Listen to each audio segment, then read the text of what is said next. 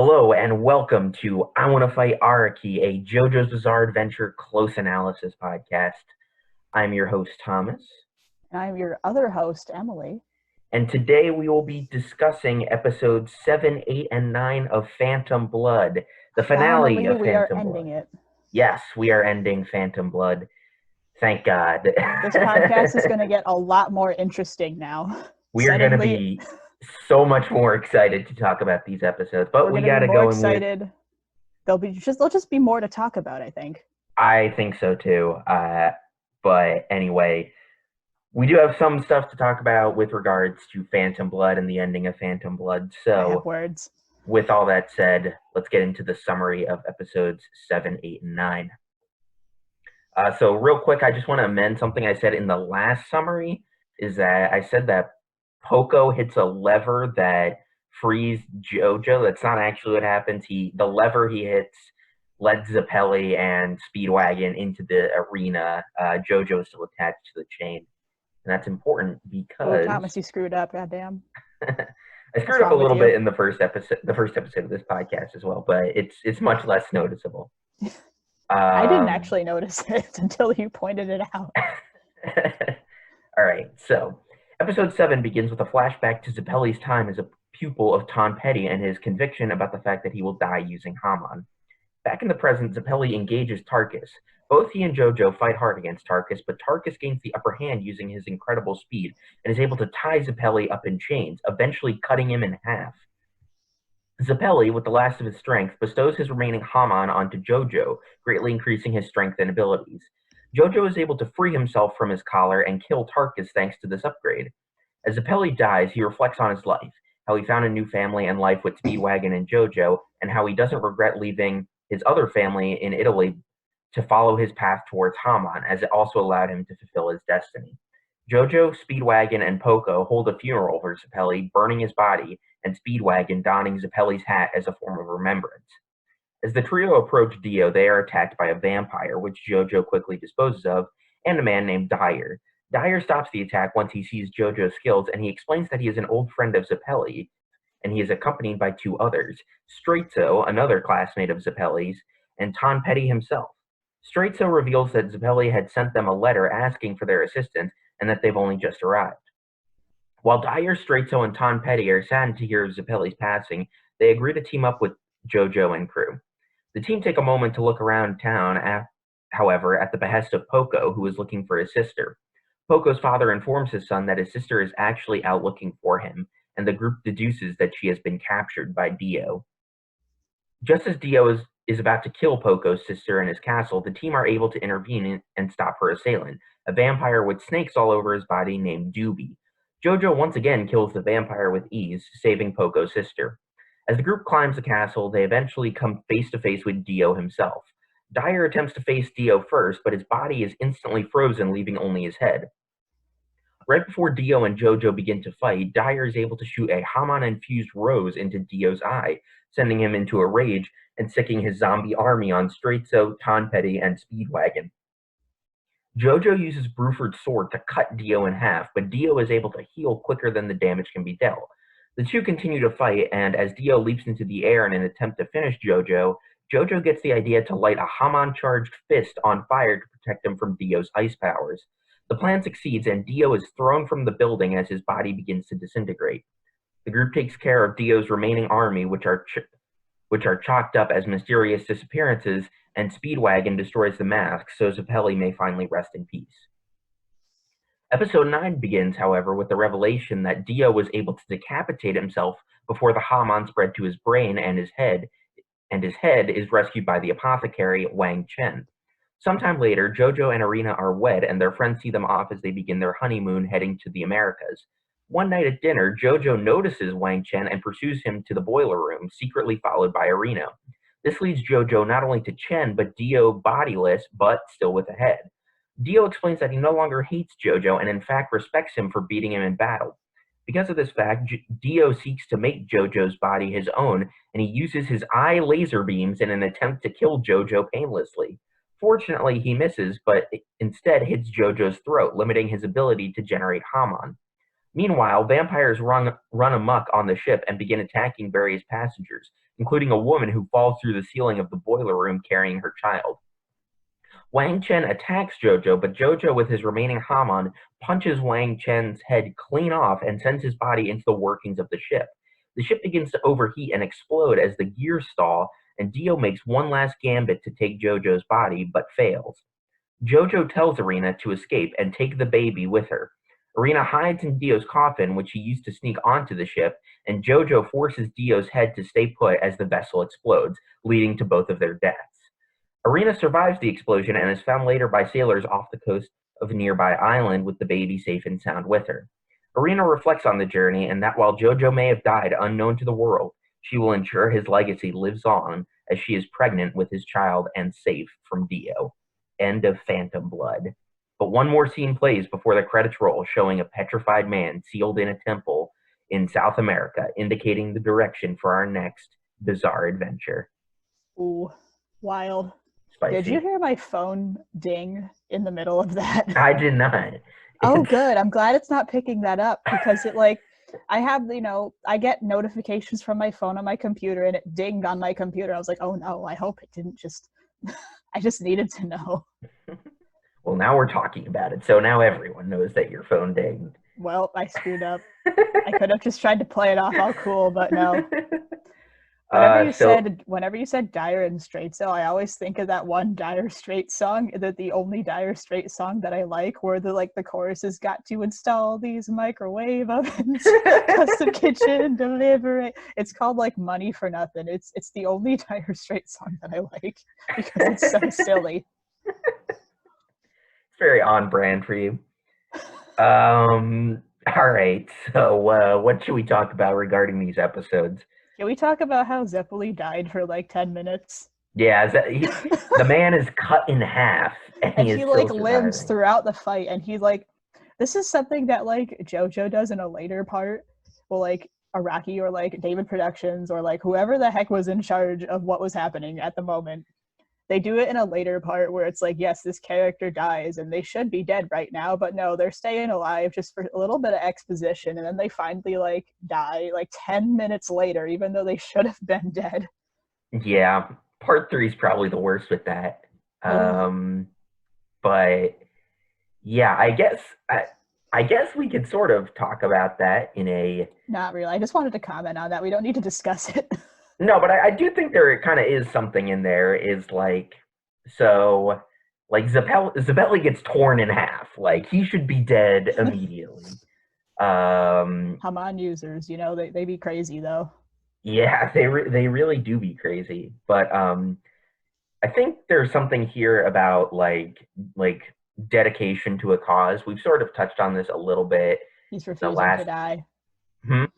He's refusing to die until he can call Jonathan his son, even though he abandoned his wife and children. Exactly.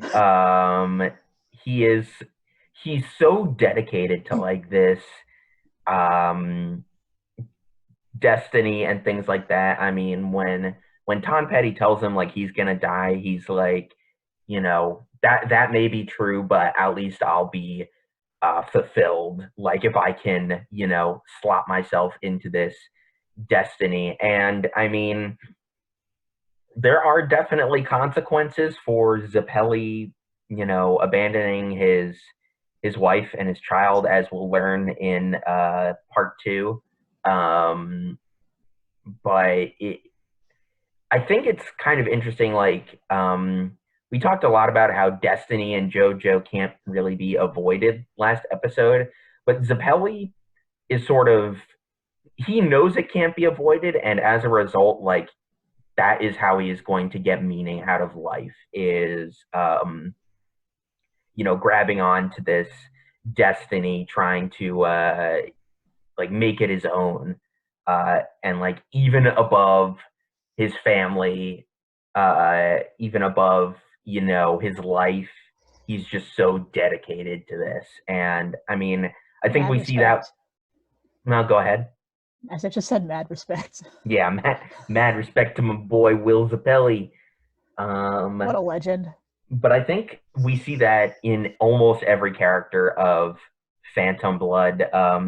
We see JoJo's dedication to Arena and killing Dio. We see Speedwagon's dedication to JoJo. We see Ton Petty and his pupils' dedication to Zeppeli's wishes. And we see Dio's dedication to power. And I think once we get to battle tendency next episode, it might be worth remembering all these guys who are so dedicated to their causes, because the battle tendency heroes are quite different from the ones we Yeah. have here. So excited to talk about Joseph. We're gonna try really hard not to make this episode. Man, I'm looking forward to battle tendency so much. But yeah, that was one of the main things I was thinking about. What were some other things that stood out to you, Emily? I also got to hit up, this might have not been there in the sub because I like watched the sub, then I watched the dub, and then I'm sort of like going episode by episode, changing it from like sub to dub. It just Just for the variety. And I watched one episode in the dub, and in that episode, like right after he dies, they use a quote from this author, like 18th century British author. I think his name was William Thackeray, and the quote Yes. I wrote down here was, "To love and win is the best thing. To love and lose is the next best." And I was like, you know what? I vibe with that, JoJo. Thank you. But yeah, I guess that's sort of like, I guess going back on your points of destiny, where our boy William just sort of accepts it and just makes it his own and uses, he sort of uses it to further himself and his cause. And I guess that sort of like coincides with it a little bit. Like, yeah, I lost, but like I did what I wanted to do. Yeah. I mean, definitely. And like that, like, I think it's kind of telling though, or not telling, but it almost makes me wonder if the show is like critical of Zeppeli's viewpoint in a way, in that, so Zeppeli's dedication is to destroying the mask and just fighting evil vampires, etc. And like Speedwagon has a dedication to helping JoJo, which contains all of those things that Zeppeli is looking to do. But the difference is that Speedwagon survives, despite the fact that, I mean, Zeppeli is probably a better fighter than Speedwagon. He's braver than Speedwagon. But yet Speedwagon survives, and I mean, he's happy by the end of Phantom Blood. Not that he necessarily knows what's going to happen. Like, obviously, he wouldn't be happy if he knew what was going to happen on the ship, but he does die happy. So, and also, I just thought of this. Like, Dio's dedication is to power. So the characters who have a dedication to these sort of amorphous things, or these abstract concepts like destiny and power and things like that, like those are the characters who either die or we're supposed to root against, compared to JoJo and Speedwagon, who are motivated much more personally by other characters. So like maybe you telling us to believe more in people rather than ideas. That's fair. Araki be like, how about I just get all philosophical on you in a very low-key way? All right, that was the best thing I had for these first 20 minutes.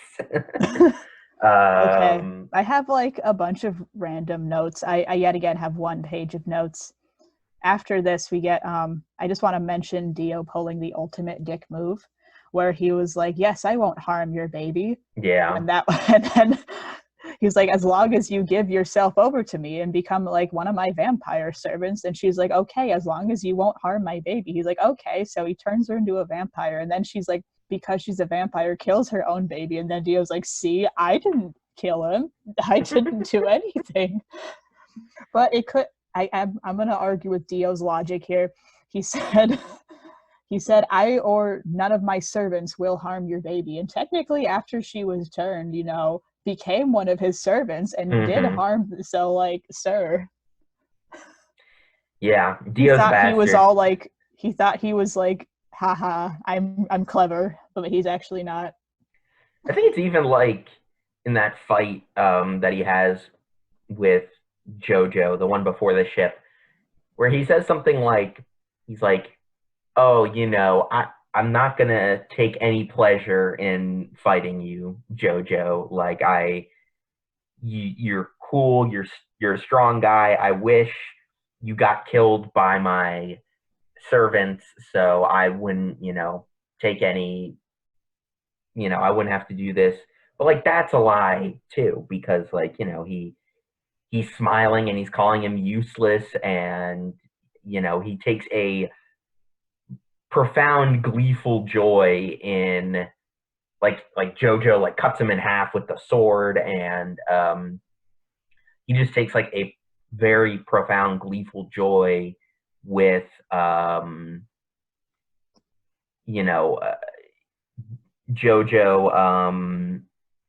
I'm sorry, I totally lost my train of thought. He takes Dio takes joy in like JoJo's suffering. Like he doesn't like that all stuff like I don't want to fight you is bullshit. But on the ship, I think he actually does respect JoJo. I mean, Wang Chen like says something insulting about him, and Dio tells him like, no, you have to give him respect. And I think to my point earlier, it's kind of a twisted sort of way of thinking about it, but like that is in a way Dio is dedicated to JoJo, and I mean a little bit of a spoiler for part 3, but we know Dio succeeds in that goal of taking JoJo's body, and like he was dedicated to JoJo in a very twisted manner, but nevertheless he wins that particular encounter. It's an interesting thing for you to bring up because I have many notes on this. There's this whole, I can't tell if it's bad writing or not, because like both Dio and JoJo seem like slightly inconsistent in that way. Like the two of them, they like when they were, if this is going to go all the way back to like the second episode where like the two of them, it opens up with them playing rugby and they were like, ah yes, we are brothers even though we actually hate each other secretly. And it's like apparently that whole relationship was going on for like 7 years where they were just pretending to like each other and just like generally getting along because they had to. But like on the outside it seemed as if they were getting along, but when we went into their little, in their heads, in their, what's it called, I forgot the word for it, monologue, I forgot what a monologue was. When we get into their little inner monologues, they're like, I hate you and I want you to die. It's just, and I feel like it's kind of interesting where like with one, Dio sort of like in that second to last fight with him, he was like, ah yes, I respect you, but then like after like they screw with him a little bit, he gets pissed off, and then Speedwagon's like, hey, I see he's an asshole, like goddamn lying, and then in the end he was like, no, I actually do respect you, don't be mean to him, only I'm allowed to be mean to him. That's just how. But then you got like, even then with JoJo, like literally at the beginning of that second to last fight, he was like, oh, I always hated you, you were so terrible to me and my whole family. Mm-hmm. And then he like, even after he like throws him off a cliff and thinks he's dead, he like cries for him. And then Speedwagon says, oh, they were still like, he still thought of him as a brother. And I was like, I thought that was kind of interesting because of like, they did for 7 years have like an okay relationship, even if it was kind of faked. Like all Yeah, the times that like the few moments that they had that were probably good still probably weighed on both of them at least a little bit, for enough sure. for them to respect each other in a very weird way. And then like another interesting thing I got to point out about that, well, it's sort of like not really that, but like it goes on to another point that I have, which is probably one of the more interesting things I have to say in this episode, where Jonathan literally dies like hugging Dio's head, like smiling, but like not like in a loving way almost. Hmm. He's like, and then like Dio's obviously, he's just a severed head. He can't do anything about it. And he's like very like visually like bothered by that. He's like, what are you doing? Stop it.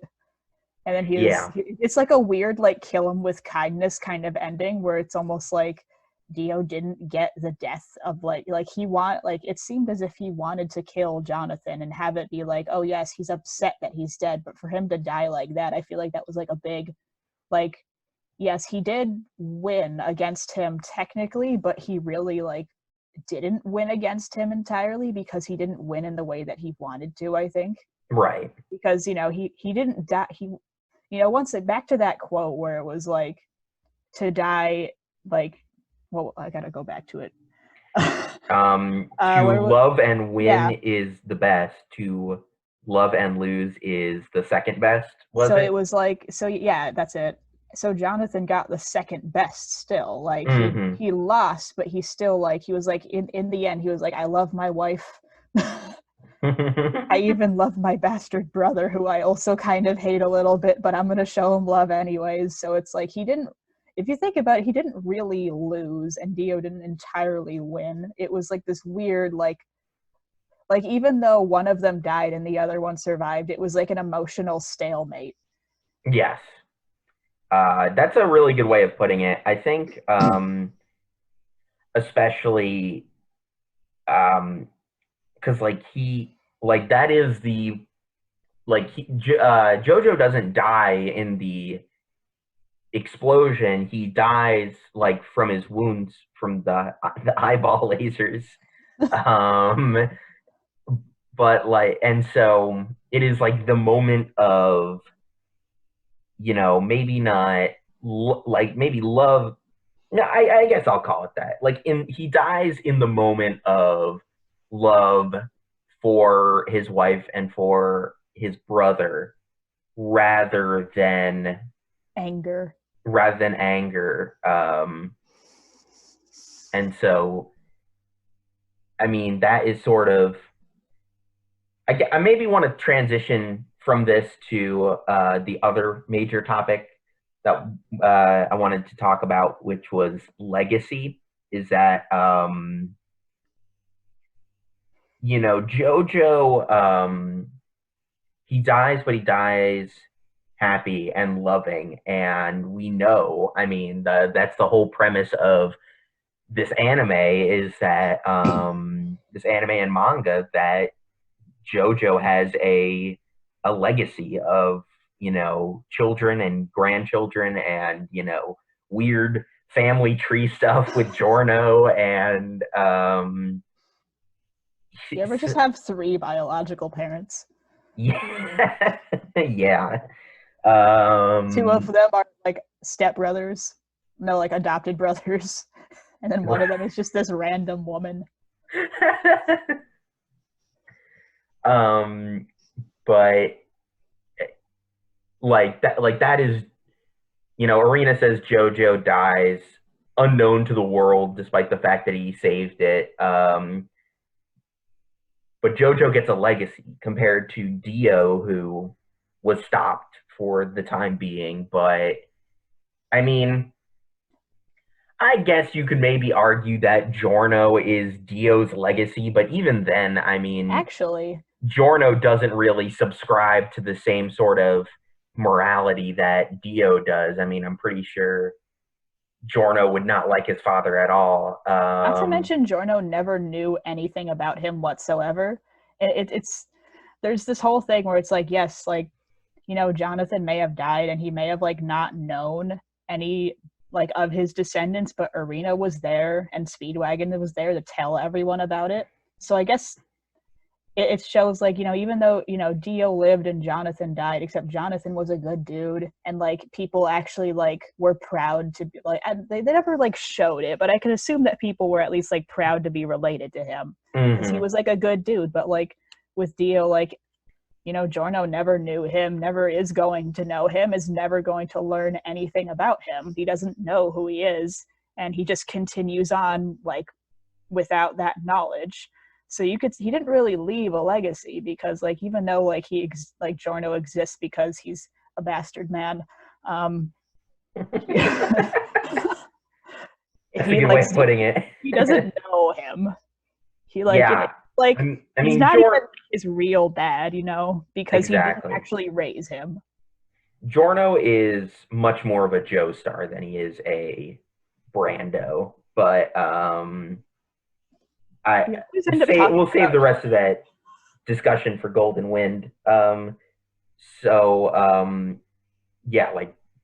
basically the headline for what I was going to say is like, Jojo, like he loses the battle, but he wins the war because he has a legacy. He has, his family, his wife survives, compared to Dio, who, yes, he wins this battle in that he survives, as we see by Stardust Crusaders, but he doesn't really, have anyone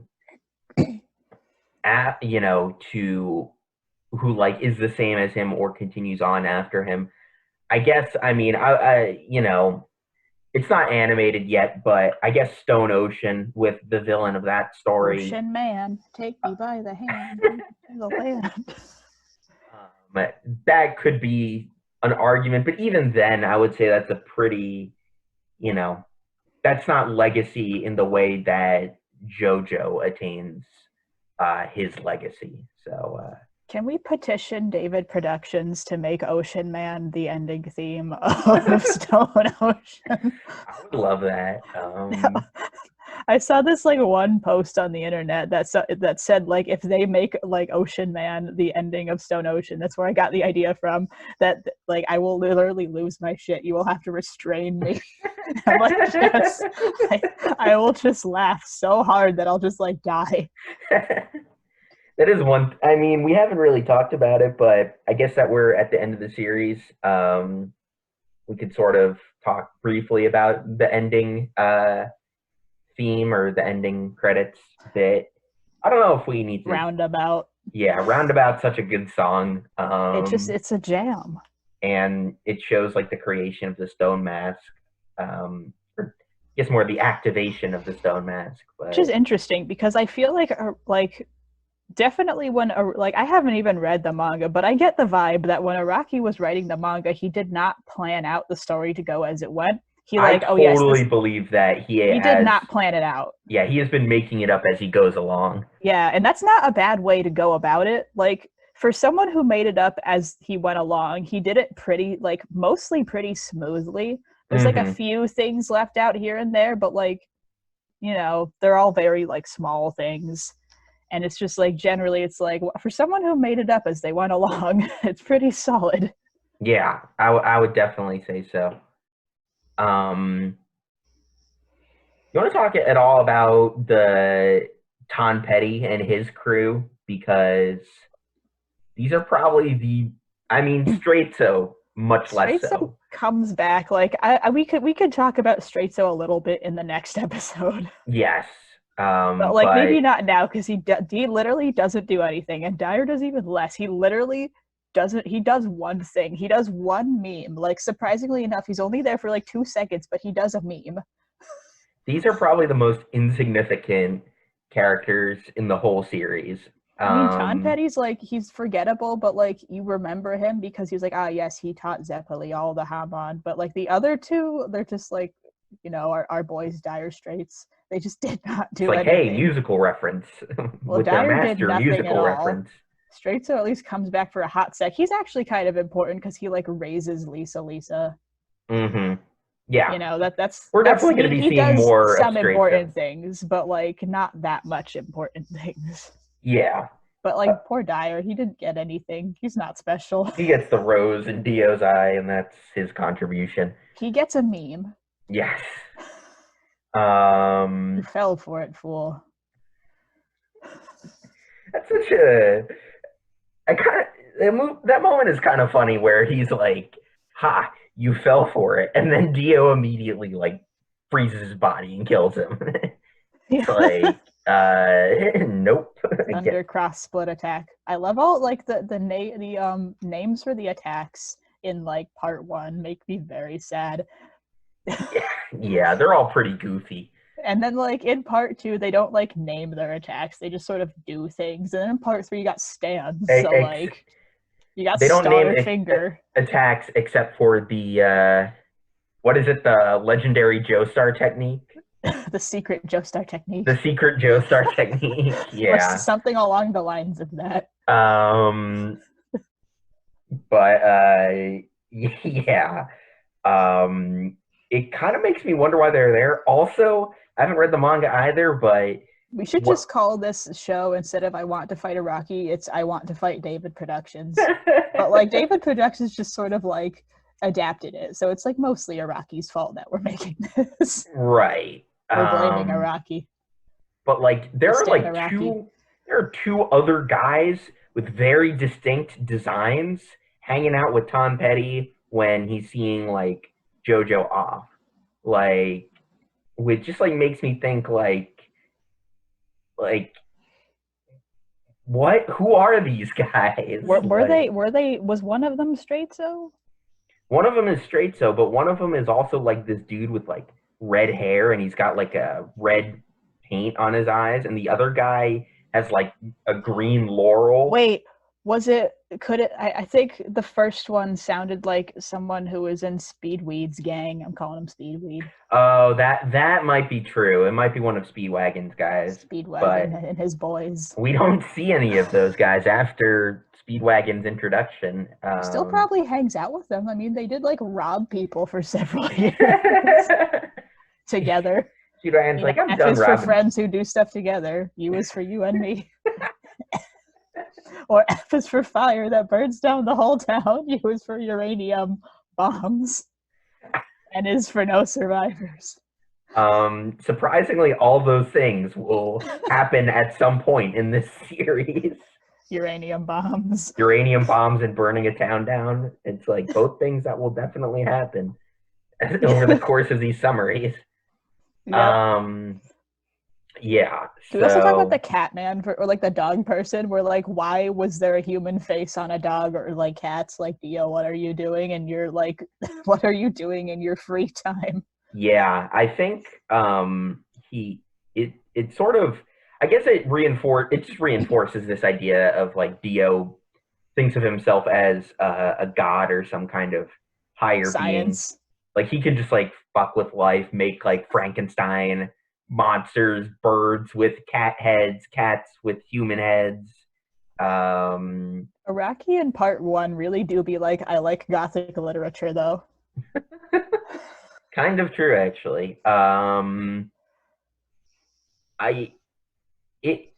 It's kind of weird. Like, he doesn't even really do that once he comes back in part 3. I mean, I guess he's a pretty different character in part 3 compared to how he is in part 1.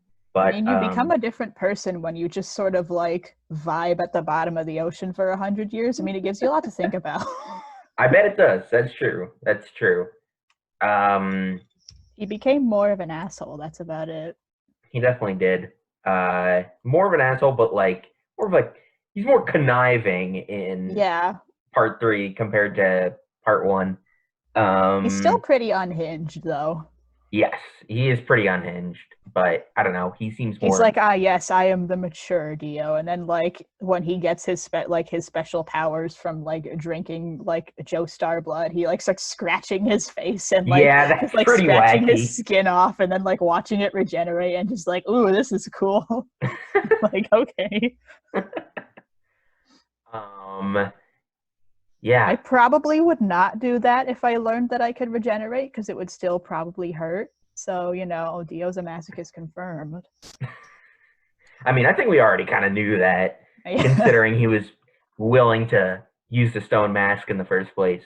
But um, Also, we've wait, sort of already been talking about it. I don't know if there's any more deep literature, philosophical stuff you want to discuss I these have episodes. one other like note, and that is I do want there's like I have like, we both have like several episodes planned that aren't really going to be talking about specific episodes that are more talking about like theories that we have. Like you have the toxic masculinity theory, and then I also have like a theory of like why JoJo is an appealing show. Like I have this whole theory about the appeal of JoJo. And Mm-hmm. then I also want to do like a whole thing on like it could probably tie into the toxic masculinity thing. Like it could probably be the same episode. I want to do like a thing on sexism, and I wrote a surprising amount for that because like I feel like whenever I watch anime, right?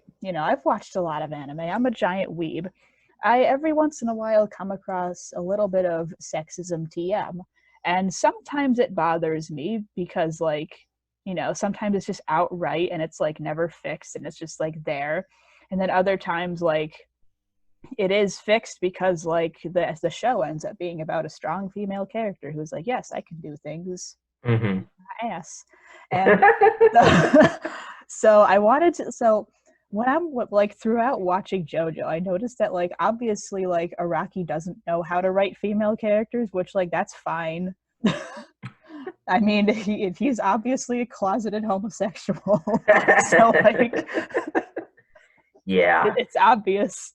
I think it's not to go off on a tangent, but I think it's kind of, I don't know if it's telling that the best female character also happens to be in the season with the most blatant homosexual overtones. Yeah.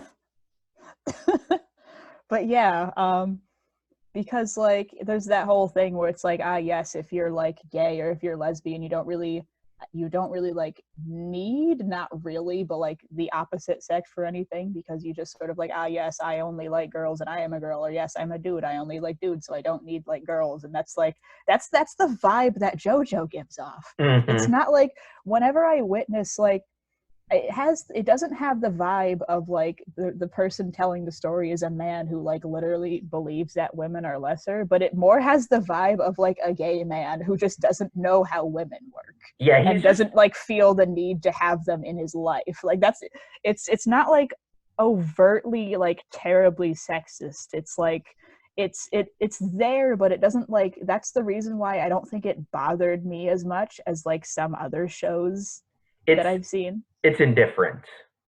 Yeah, and it's like there's still like several like female characters that are like kind of badass and like not terribly written. Like once again, Arena. She's actually like in part two. She's like, and even in part one, she's actually kind of like a badass. Like Hmm. she's really cool, and it's just like she could have been such a great character if elaborated on. But Araki's a closeted gay, so why would we do that?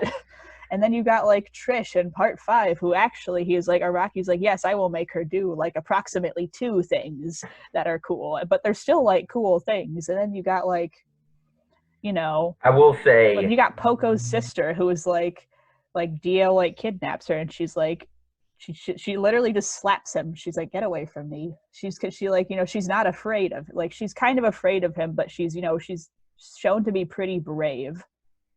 So hmm, it's like, it's not really portraying women to be like it kind of is at some points, but like off like there's like several moments where it's like they're not like, once again it's indifference, not like blatant. I think I gotta like once I like rewatch more of it, I'll get a better vibe for it, but that's how it felt in part one at least.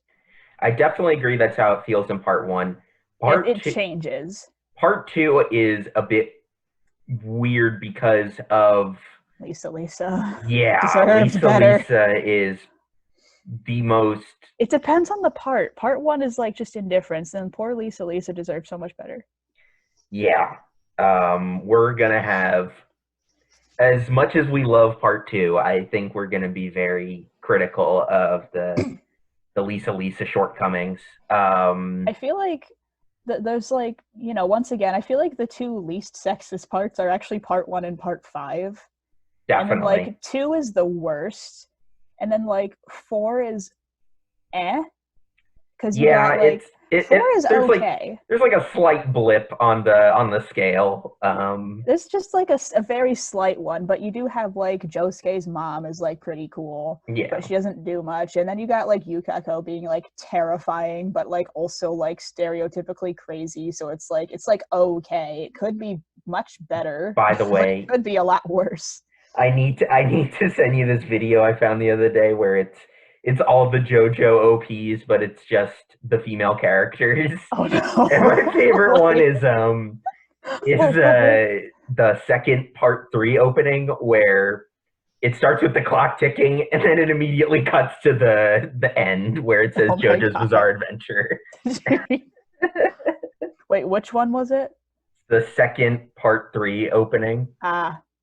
Wait. Oh, okay. Yeah, that makes sense. Because part three was the biggest sausage fest. Yes. Not necessarily like what part 3 was like. It wasn't like bad when it came to female characters, but it just because was there like were no female characters. yeah, because it was just so indifferent. Like there was like that one girl, Anne, who was there for like a hot minute, and like they sent her home because she was like a literal child that just wanted to go on adventures. Right. And then that was like it. And then they had like some villains, like there was Mariah, and then like the high priestess Rose, and then like they were actually Enya. They were actually like 3 very formidable villains who were like pretty okay, especially Enya, who was like kind of funny at points, just like this terrifying old woman. And then like Mariah's episode was just really funny. Yeah, it's a funny episode. She was actually kind of terrifying. Like speaking of blatant homosexuality in this series. Oh my god. All right, so we've sort of been talking about it already, but let's talk about the silly, wacky stuff in these episodes. Yes. I just think like it's so bizarre that Tom Petty is like obviously a play on Tom Petty. It's so bad. Like ancient monk dude, and like we're gonna name him Ancient Monk, very wise man, very wise martial artist. We're gonna name him after Tom Petty. Let's not forget like those 4 villains that were literally there for like less than a minute. Yeah, who yeah. were named after all the members of Led Zeppelin. Right. they all like announced their names, and it was all like the last names of like all the members of Led Zeppelin. And then like all straight so killed. Yeah, straight so just immediately kills them. Let's also not forget once again Poco's sister. I forgot her name. So sad when she like slaps Dio. Like I wrote in my notes, "Be gone," thought. Yeah. That is kind of a badass moment though, that like she slaps Dio. She was not afraid. She was afraid, but she like it was shown that she was like kind of terrified of him, but she was just brave. She was like, I don't want to die. Go away. Also in my notes where I wrote, "Everybody get down, Robert has a sledgehammer." I love watching Speedwagon walk around just holding a sledgehammer, because he was like, he held it so close to himself, like he was like this terrified child who was like, "Come at me, I have a sledgehammer. I don't want to mess with a crazy guy."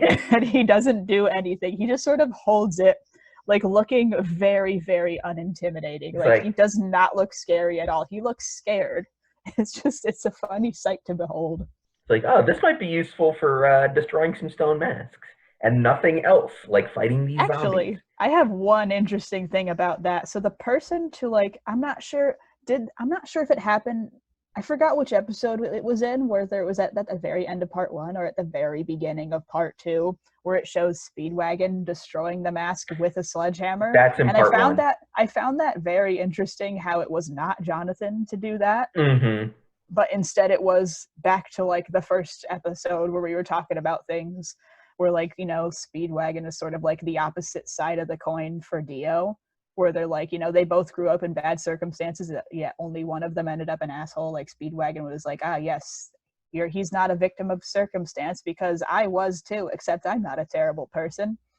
And so he was actually like, I find it interesting how the one who was like sort of most like him and least like him at the same time was the one to like finally destroy the mask. But Yeah, that's Prophet actually wasn't actually destroyed, but they thought it was, so right. Well, there's some well, it wrinkles. was destroyed, but there It was destroyed, but there's just a million more of them. But that's a really good point. I think especially as well that he is wearing Zeppeli's hat. Oh yes, he's like, yes, my friend died, I'm gonna have his hat now. He's gonna have his hat and like I remember there's a moment where Zeppeli tells Jojo, like, I think it's when he dies, he's like, look, go and kill Dio, but above all else, destroy the mask. Yeah. He's doing And it for his buddy. yeah, so Speedwagon Our is friendship. sort of, that is the last bit of destiny that Zeppeli needed to fulfill. And it makes sense that Speedwagon would do it because Zeppeli's he hasn't hat. really done many cool things throughout the series, so he Yeah. wanted to do something cool. He lost his odd job hat, and now he needs cool. Now he just one. has a funny looking hat. I actually think he looks. Fashion. Look it up. I actually think he looks pretty good with Zeppeli's hat. Yeah, he rocks the hat. Yeah. He's a wacky guy. He deserves a wacky hat. Yeah. I think it's pretty funny that Speedwagon is so like at the very end he's in a cafe and he's reading like, Jonathan Joestar and Arena Pendleton to be married, and their ship is gonna leave at so and so. Wait a minute, that's right now. He's just, like, despite the fact that Speedwagon barely got any like character, any like development with JoJo, he was still like actually like a very fun character, and two like most of the like exposition he provided was just kind of dumb and useless, but like every once in a while he'll like say something that's very important. Like we've discussed many times just the stuff that he has said, because like every once in a while he'll like say something incredibly important or like make a very important point for the series. And also it's like he's just like the funny one, so he's probably one of the more lovable characters in part 1, which is why I guess everyone in the fandom just, he's best girl, best waifu, 10 out of 10. Speaking of legacy, I guess Speedwagon left a hell of a legacy despite not ever marrying or having children, because he's also a closeted homosexual. Exactly. He like got rich and then was like, I'm gonna, my foundation will help out like the Joestar family, and then like literally the foundation is present throughout the entirety of like the series. Like even in part 5 it's mentioned. Yeah. Like even at the beginning of part 5 it's mentioned where Jotaro's like, oh, the Speedwagon Foundation may have tracked down Dio's son. Like even if it's like that small, it's still there. Right. That's another example of a person, with more love in his heart than hate, and he gets the meaningful legacy. But yeah, Speedwagon's gonna come back. Part the man 2 himself. Speedwagon. We'll be seeing more of him in our battle tendency discussions. But Robert. I'm trying to think if there's anything else. Because we still got we started a bit late, so we have like 10 whole minutes. Yes. Approximately. So let's drag it out with some interesting. Wait, no, I just read something in my notes that I forgot about. Okay. Were you gonna say something? No, go ahead. Okay. One thing I forgot about was I couldn't really put I'd never actually made a point with what I wrote down, but it's just something that I thought was interesting. How Dio on the ship when they were gonna die, he gives this whole speech our fates have always been intertwined. Remember that whole speech? I don't remember exactly what he said, but he was he had this theory where it was their fates were actually to be meant of that of one person. And I the more that I think about it, and also this meme that I saw recently where Dio is also in every part. He's either actually in it or one of his children is in it, or He had some religion connection. happens, or like it's the consequences of him existing. It's like the two, him and like the Joestars are like literally intertwined forever because of like the crap that he pulled. Because even in like part 4, where you have like part 4 is interesting in that aspect, because you got Josuke, someone who does not know about his family's legacy at all because he's a bastard child. And then you got like Okuyasu and his brother and their dad, who like made a deal with Dio, which is why their dad got screwed up and became like you know Mold that got, walks like a yeah, man. yeah, sort of like taken over by all the flesh buds. And it's like these two people, like with Okuyasu and Josuke and like Keicho and like their dad, it was like none of those people really knew all of that, like that went into that happening, and yet they were still like terribly affected by it. Like Okuyasu, like his brother died, his dad became like a different person, became like just severely messed up. And then like Josuke is like alive and he doesn't have a dad in his life because like Joseph is a bastard man. Right. So it's like in that respect to part 4, that's kind of interesting. I want to respond to that, but I kind of feel like should probably save it for Diamond is Unbreakable. Yeah, they also do like once again they do like a similar thing in part 5, where it's like like the stand arrows, like everything. It's interesting how like the part 4 main characters and the part 5 main characters actually like are completely unaware of the shenanigans that went down to create all the situations that they're dealing with, and they're just sort of having to deal with them. I think we mentioned this like before in like the last episode. Well, I would say in respect to part 4 at least, that I would say Jotaro is a main character, but he's not the main character. He's like there, but like I guess like the main people, like especially Josuke and Okuyasu, the two of them who were like affected by it without knowing. And same with Giorno and like literally the entire Italian mafia who was affected by it without knowing. Yeah. Literally the entire Italian mafia. As we have said many times in this podcast, part 5 is going to be a lot of fun. But part 5 is going to be so much. With that said, we're also moving on to another very fun part.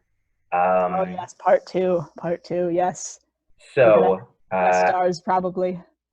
With all that said, let's do social media rundown. If you want to see all the silly stuff that I post on, whether it's for this podcast, for my other podcast, post-game content, which you can find all over the internet. If you want to see the silly stuff I post, you can find me at Thomas M. Brickman on Twitter. If you want to see all of the silly stuff I post and also all of my various existential horrors that I also post, I am on the Twitter as well at Emily Winkles. And I believe that is everything. Obviously. Like the podcast social media. Yes, follow the podcast. I want to fight Araki. Social medias. I want to fight Araki on Instagram. I want to fight for memes. RAR1 on Twitter. That's the show's social media. It's very chill episode. The episodes and I make memes. Well, I don't make them. Like sometimes I make the memes, sometimes I steal the memes. It really depends on the day. It depends on how spicy I feel. It was a very chill episode, but we did talk about some good things. But we like covered everything that I wanted to cover. Yes. So like, this was productive. This was a good one. This was a good episode, yes. But next episode is the start of so much fun. We are starting part 2 of JoJo's Bizarre Adventure, Battle Tendency. Part 2. Get to see the bastard man, Joseph. We haven't decided on what episodes we're going to be watching for the episode of the podcast, but we'll definitely post on social media what episodes we will be covering. And with all that said, we'll see you guys for Battle Tendency.